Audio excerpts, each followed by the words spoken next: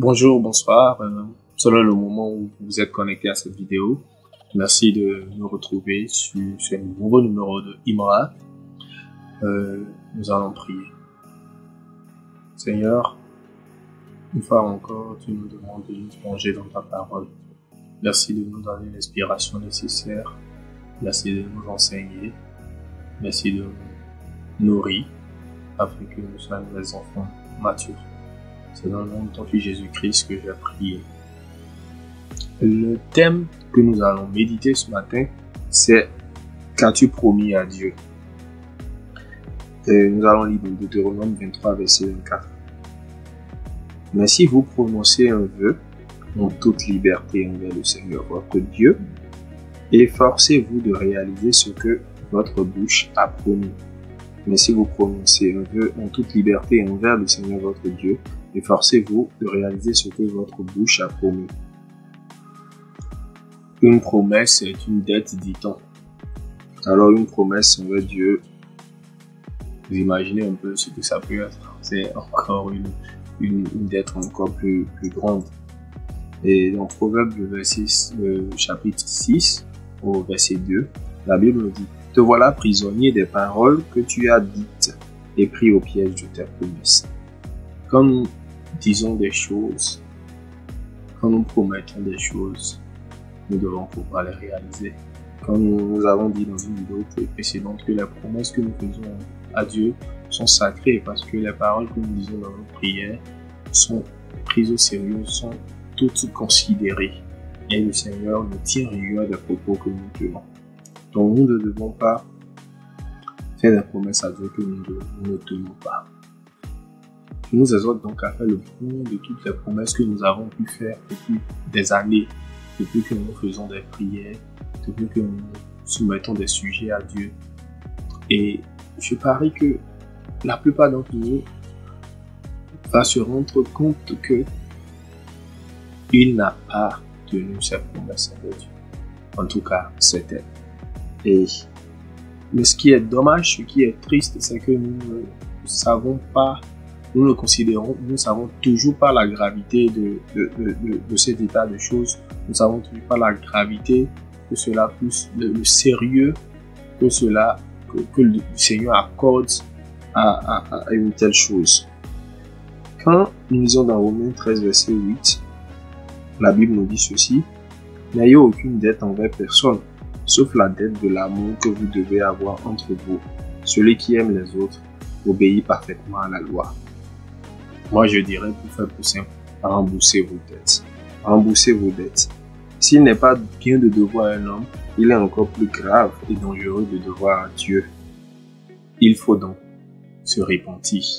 Il faut se repentir, il faut agir. La meilleure manière d'agir, c'est de demander pardon et de rembourser sa dette.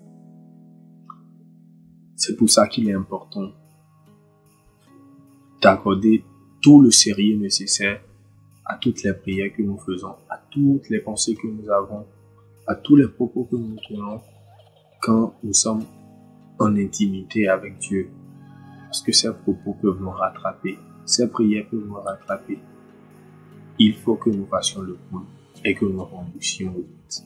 Et avant de rembourser nos dettes, il y a un préalable, c'est le pardon. Le pardon. Dieu doit pouvoir nous accorder son pardon. Parce qu'à un moment donné, nous avons failli.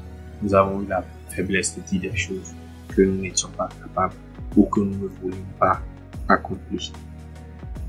Matthieu 18, verset dit ceci: « Le maître est plein de pitié pour son serviteur. Il supprime sa dette et le laisse partir. » Dieu ne veut pas la mort du pécheur et on n'emprunte qu'au solvable.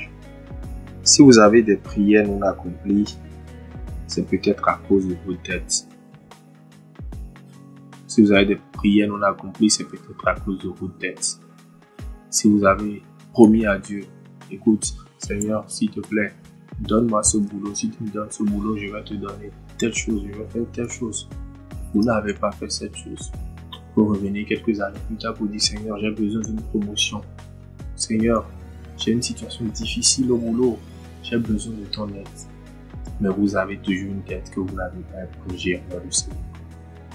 Nous n'en sommes pas sûrs, mais ça pourrait être la cause du blocage que vous vivez en ce moment. Retournez à Dieu, demandez du pardon, réfléchissez, faites le point et remboursez vos dettes. Le Seigneur reste miséricordieux et il éprouvera de la pitié pour vous. Il vous restaurera, il vous retournera dans vos pieds. Ne faisons plus des prières, ne faisons plus des promesses que nous n'allons pas tenir. Merci de m'avoir suivi. J'espère que vous avez retenu quelque chose. J'espère que cette méditation est une réponse à quelqu'un et que ça nous permettra de refaire le mouvement, la marche arrière, pouvoir repartir dans de meilleures conditions avec le Seigneur. Nous allons prier. Seigneur, merci parce que tu es miséricordieux. Merci parce que tu as pitié de tes enfants. Tu as pitié de tes enfants, c'est pour ça que nous venons nous répandre devant toi aujourd'hui. Nous venons demander pardon pour toutes ces promesses que nous n'avons pas respectées, que nous n'avons pas tenues. Te demandons pardon, nous te demandons de nous donner l'intelligence et la mémoire nécessaires pour pouvoir nous rappeler de toutes ces choses et rembourser nos dettes afin que toi tu puisses continuer à nous bénir, à nous gratifier de des choses formidables, des choses glorieuses que tu as préparées pour nous. Merci d'avoir béni quelqu'un. C'est dans le nom de Jésus-Christ que j'ai prié. Si vous avez aimé cette vidéo, partagez-la autour de vous. Vous pouvez aussi nous laisser des commentaires. Vous pouvez nous laisser des expériences ou des questions. Nous allons répondre ici ou inbox selon ce qui vous arrangera. Merci et à la prochaine.